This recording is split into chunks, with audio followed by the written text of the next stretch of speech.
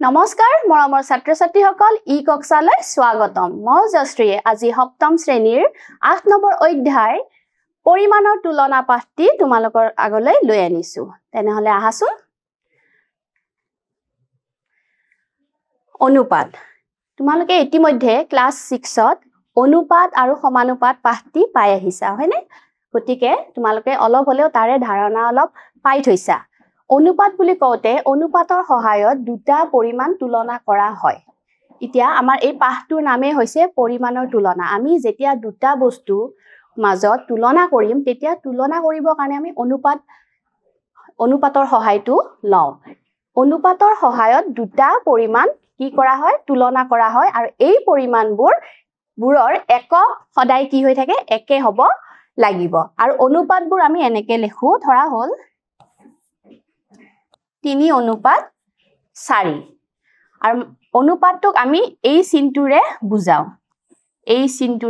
বুজাও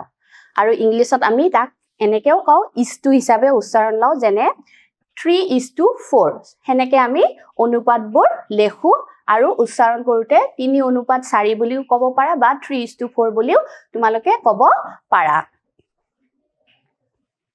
এতিয়া ইয়াতে এটা উদাহৰণ দিছে ইয়াতে বেছি বুজাব লগা নাই যেহেতু তোমালোকে ক্লাস 6ত এই পাঠটো পাই আহিছা সো এতিয়া সোৱা উদাহৰণত দিয়া আছে সেম আৰু জনৰ উচ্চতাৰ অনুপাত লিখা সেম আৰু জনৰ উচ্চতাৰ অনুপাতটো আমাক লিখিব দিছে য'ত সেমৰ উচ্চতা দিছে 175 সেন্টিমিটাৰ আৰু জনৰ উচ্চতা দিছে 125 সেন্টিমিটাৰ সো এতিয়া কি কৰিব লাগিব এওঁলোকৰ উচ্চতাটো আমি অনুপাতত প্ৰকাশ কৰিব লাগিব তেনেহলে আহাচোন আমি সমাধানত লিখি দিও সমাধান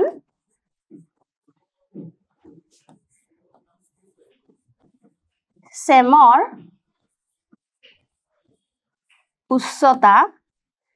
উচ্চতা কিমান দিয়া আছে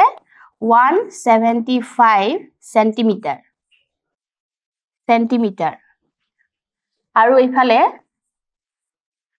জনৰ উচ্চতা দিছে 125 সেন্টিমিটাৰ সো এতিয়া আমি কি কৰিব লাগিব এওঁলোকৰ উচ্চতাটো অনুপাতত প্ৰকাশ কৰিব লাগিব এতেকে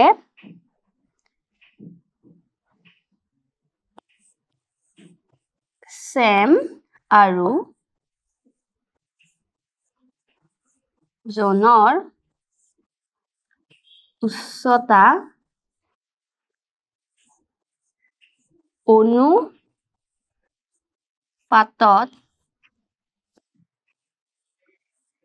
প্ৰকাশ কৰিলে হ'ব আমি এতিয়া নেক্সট স্লাইডত যাও ইকুৱেল 175 অনুপাত 125 ঠিক আছে এতিয়া আমি ইয়াক ভগ্নাংশৰ আকাৰত লিখিম এনেকে আমি লিখিম ঠিক আছে এতিয়া সোৱা আমি এইখিনিতে নথৈ আমি কি কৰিম তোমাকে বহিৰ সাইডত এনেকে লিখি লবা 175 আৰু 125 এই দুটা আমি কি কৰিম এতিয়া যেহেতু শেষৰ ফালে 5 আছে তো আমি 5ৰে আমি কি কৰিম কাটাকাটি কৰিম এইটো যাব 5ৰে এইখিনি 2 10 হল 2 টু ইয়াতে 5ৰ লগত লগ লাগিলে হ'ব 25 সো এইটো তলত হ'ব 25 তো এইখিনি হ'ব যেহেতু 17 আছে 5ৰে এইটো 3 বাৰ 15 হল থাকিল 2 টু 5ৰ আগত আহিলে 25 হ'ব কিমান 5 35 পালো আকৌ 35 আৰু 25 টো যাব 5ৰে এইটো যাব 7 বাৰ আৰু এইটো যাব 5 বাৰ ঠিক আছে সো এতিয়া আমি ইয়াতে কি পালো 7/5 অৰ্থাৎ 7:5 বা 7 অনুপাত 5 বুলি আমি ইয়াক প্ৰকাশ কৰি দিলো নেক্সট সমতুল্য অনুপাত হৈছে যে দুটা অনুপাত সমতুল্য কৰিবলৈ আমি অনুপাতবোৰ ভগ্নাংশত প্ৰকাশ কৰি একে ভগ্নাংশলৈ সলনি কৰিব লাগিব যদি এই সদৃশ ভগ্নাংশবোৰ সমান হয় তেতিয়া আমি অনুপাতবোৰ সমতুল্য বুলি কওঁ আৰু এই সমতুল্য অনুপাতবোৰক সমানুপাতত থকা বুলি কোৱা হয় এতিয়া সমতুল্য অনুপাত উলিয়াবৰ কাৰণে আমি প্ৰথমে কি কৰিব লাগিব অনুপাতবোৰ সদৃশ ভগ্নাংশলৈকে নিব লাগিব ভগ্নাংশলৈকে নি পেলাই আমি তাক কি কৰিব লাগিব সদৃশ ভগ্নাংশলৈকে নিব লাগিব অৰ্থাৎ আমি দুটা অনুপাতৰ হৰবিলাক একে কৰিব লাগিব একে কৰিলেহে সেই ভগ্নাংশবোৰ সদৃশ ভগ্নাংশলৈকে ৰূপান্তৰ হ'ব আৰু এবাৰ সদৃশ ভগ্নাংশলৈকে ৰূপান্তৰ হোৱাৰ পিছত আমি সেই দুটা অনুপাতৰ মাজত তুলনাটো কৰিব আমাৰ কি হয় সহজ হয় এতিয়া ইয়াতে উদাহৰণ এটা দিছে চোৱা 3:4 আৰু 4:5 অনুপাতবোৰ সমতুল্য নে এইবোৰ সমতুল্য হয় নে নহয় সমতুল্য মানে বেলেন্স একে হৈ আছে নে নাই হেতু আমাক উলিয়াব দিছে সো এতিয়া সমতুল্য মানে সদায় জানি থবা যে দুটা একে হ'ব লাগিব বেলেন্স হ'ব লাগিব সো এতিয়া ইয়াতে দিছে 3:4 আৰু 4:5 সো এতিয়া আমি এটো ভগ্নাংশত নিব লাগিব 3/4 আৰু এটো 4/5 লিখি দিলু ইকুৱেল এতিয়া অনুপাতবোৰ ভগ্নাংশলৈকে নিয়াৰ পিছত আমি এই ভগ্নাংশবোৰ সদৃশ ভগ্নাংশলৈকে নিব লাগিব আৰু সদৃশ ভগ্নাংশলৈকে নিব কাৰণে তলৰ হৰটো কি কৰিব লাগিব আমি একে কৰিব লাগিব আৰু একে কেনেকে কৰিম ইয়াৰে হৰটো আমি লসাগু লব লাগিব অৰ্থাৎ এলসিএম লব লাগিব তো 4 5 2 ৰে দুবাৰ আৰু এটো 5 টো না যায় পাছে আহিব 2 ৰে এবাৰ আৰু 5 থাকি যাব সো ইয়াতে লাষ্টত কি হ'ব 2 পূৰণ 2 পূৰণ 5 2 পূৰণ 2 4 4 পূৰণ 5 কিমান হ'ল 20 হ'ল আৰু ইয়াতে 20 হ'ল সো ইয়াতে আমি 20 আৰু ইয়াতেও 20 ৰাখিলো এতিয়া চাবা এনেকে পাতি লবা এতিয়া তলত কি পাব লাগিব 20 পাব লাগিব হয় নাই 20 টো পাব কাৰণে 4 লগত কি পূৰণ দিলে 20 হ'ব হেতু আমি জানো কিমান 5 আৰু তলত যদি 5 দিছা পূৰণ ওপৰটো একেটা সংখ্যাই তোমালকে পূৰণ কৰিব লাগিব সো ওপৰটো 5 এটা পূৰণ হ'ব হলে এইখিনি আমি কিমান পাম 15 আৰু নেক্সট তলত 20 আছে 20 হ'ব কাৰণে 5 ৰ লগত কি দিবা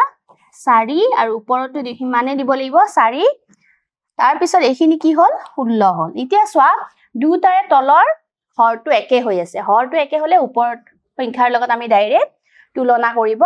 পাৰিম সো ইয়াতে কি পালো 15/20 বা 15/20 বুলি আমি ক'ব পাৰো 15/20 এটো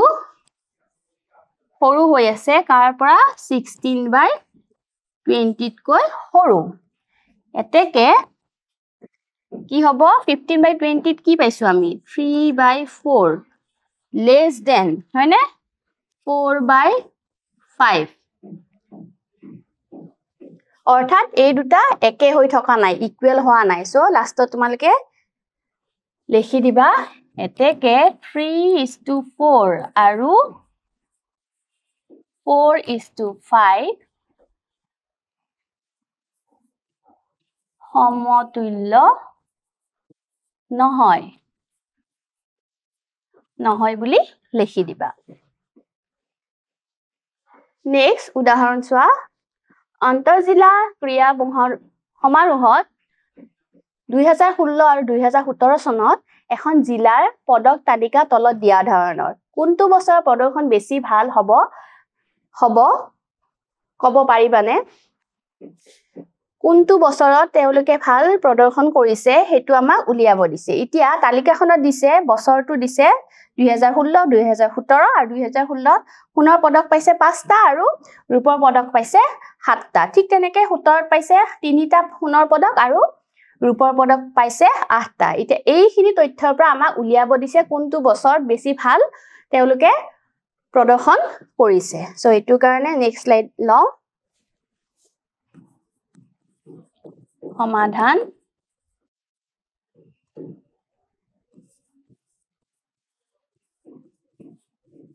সনত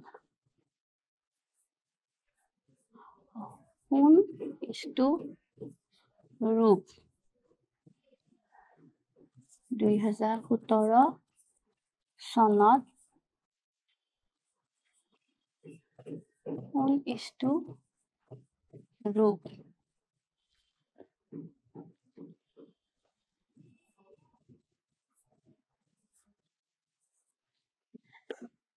ঠিকে দুটা অনুপাতৰ মাজত আমি কি কৰিব লাগিব তুলনা কৰিব লাগিব 5/7 3/8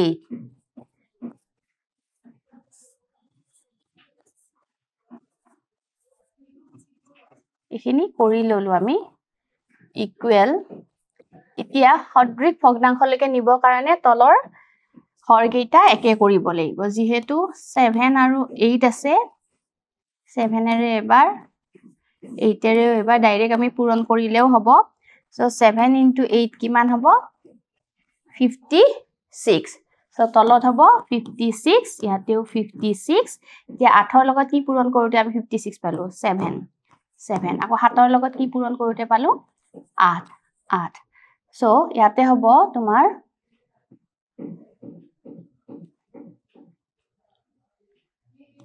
40 আৰু ইয়াতে হ'ব 21 এতেকে 40/56 greater than 21/56 গতিকে 5/7 greater than 3/8 এতেকে 5:7 greater than 8:8 so 2016 চনত বেছি ভাল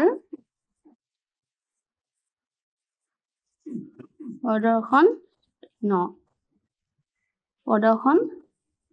কৰে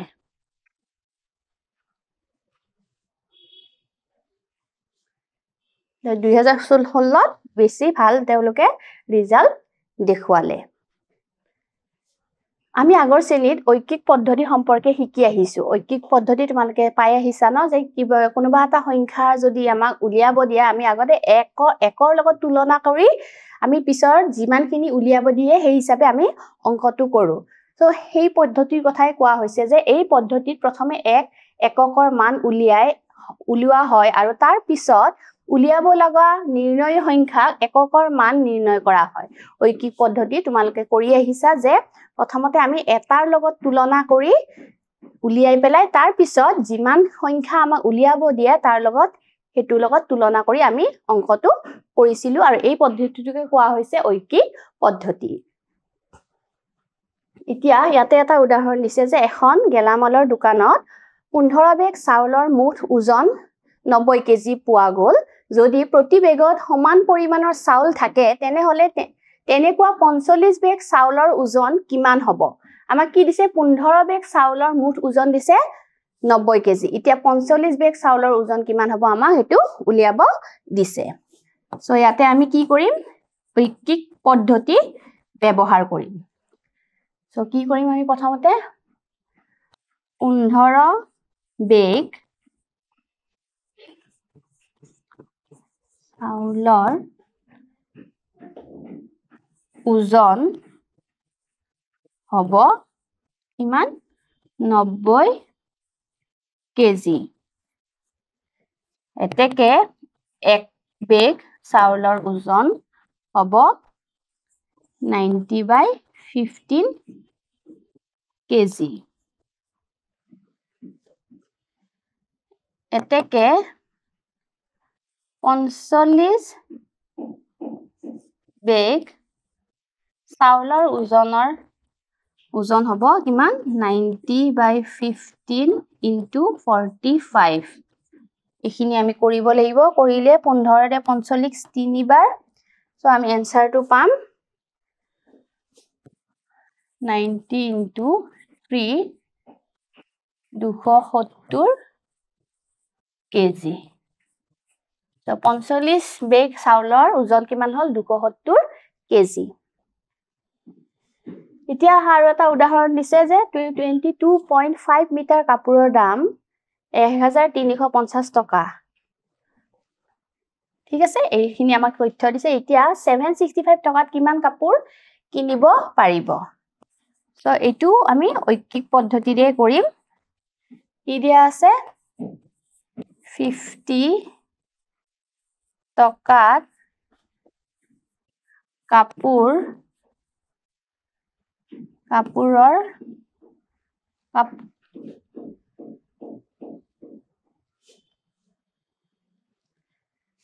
টকাত কাপোৰ পাই কিমান 22.5 মিটাৰ তেকে 1 টকাত কাপোৰ পাই 22.5 by 135 মিটাৰ তেকে 765 টকাত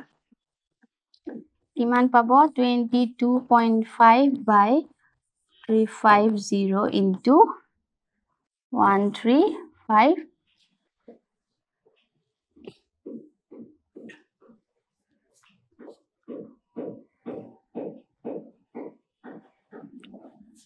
765 so আমি ইয়াতে কৰি লও ক্যালকুলেশন খিনি 22.5 by 1350 into 765 so ইয়াতে কি কৰিম 22 দশমিকটো গুছাবৰ কাৰণে ইয়াৰে দশমিকটো গুছাবৰ কাৰণে ওপৰত 10 এৰে পূৰণ কৰিব লাগিব 10 এৰে পূৰণ কৰিলে তলটো একেটা সংখ্যায়ে পূৰণ হ'ব গতিকে ইয়াৰে দশমিক গুছি যোৱা মানে ইয়াতে তলত এটা বেছিকে শূন্য আহি যাব তো এতিয়া পাছেৰে এটো হ'ব 2 7 0 0 আৰু পাছেৰে এটো যাব 4 5 45 বাৰ নেক্সট আকৌ এইখিনি পাছেৰে যাব 5 4 0 এইখিনি যাব 1 2 26 হ'ব 5 আৰু এটো 15 3 নেক্সট আকৌ এটো যাব 108 আৰু এইখিনি যাব 9 বাৰ পাছেৰে কাটি আছো নেক্সট এটো 3 ৰে যাব 3 বাৰ এটো যাব 3 6 আকৌ 3 ৰে এটো এবাৰ আৰু এটো 1 2 সো এইখিনি এতিয়া আমি কি কৰিব লাগিব হৰণ কৰিব লাগিব এইখিনি আমি কিমান পালো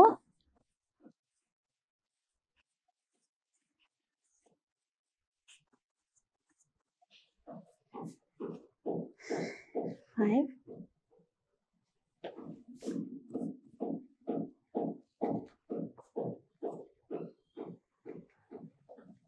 153 by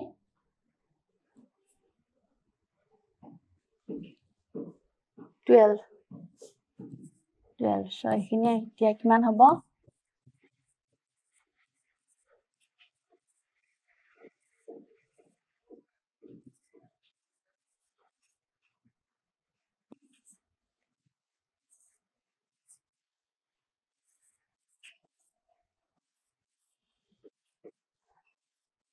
আমি 12 দে এইখিনি হৰণ কৰোতে পালো 12.75 মিটাৰ অৰ্থাৎ 765 ত কিমান মিটাৰ পালে 12.75 মিটাৰ নেক্সট অনুশীলনী 8.1 আহিব অনুপাতবোৰ উলিওৱা অনুপাত উলিয়াব দিছে সো এইবিলাক কৰোতে আমি একক বিলাক একে কৰিব লাগিব এতিয়া সোয়া ইয়াতে আছে 5 কিলোমিটাৰ আৰু আছে 500 মিটাৰ আমি কি কৰিব লাগিব ওপৰৰ এইটো কিলোমিটাৰটো মিটাৰত নিব লাগিব 1 কিলোমিটাৰত কিমান মিটাৰ থাকে 1000 থাকে হয় না গতিকে 1000 দে আমি ইয়াক পূৰণ কৰিলে এটো অকল মিটাৰ লিখিব পাৰিম সো মিটাৰ মিটাৰ এটো কেনসেল যাব একে একে হয় নহয় 0 0 0 0 কেনসেল 5 5 কেনসেল সো ওপৰত থাকিব 10 তলত থাকিব 1 ইকুৱেল টু হ'ব এইখিনি এইটোৱে হ'ব ইয়াৰে অনুপাতটো নেক্সট এটুত সোয়া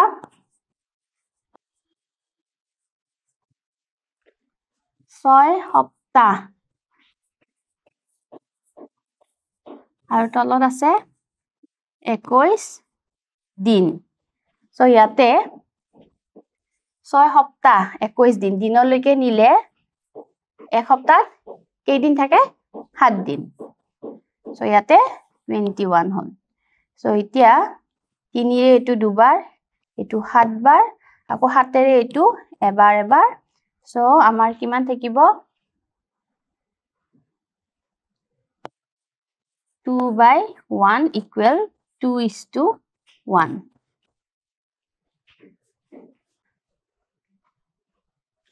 এতিয়া মূল্যায়নত আহা তলৰ কোনটো 28 আৰু 4 ৰ অনুপাত হ'ব 28 আৰু 4 ৰ অনুপাত হ'ব 28:4 28/4 সো 4 ৰে এটো এবাৰ এইটো যাব 7 বাৰ হয়নে সো ইয়াৰ অনুপাতটো হ'ব 7:1 7:1 কোনটো হ'ব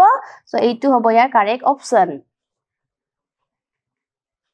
নেক্সট 2 নম্বৰটো চোৱা 400 মিটাৰ আৰু 500 মিটাৰ অনুপাত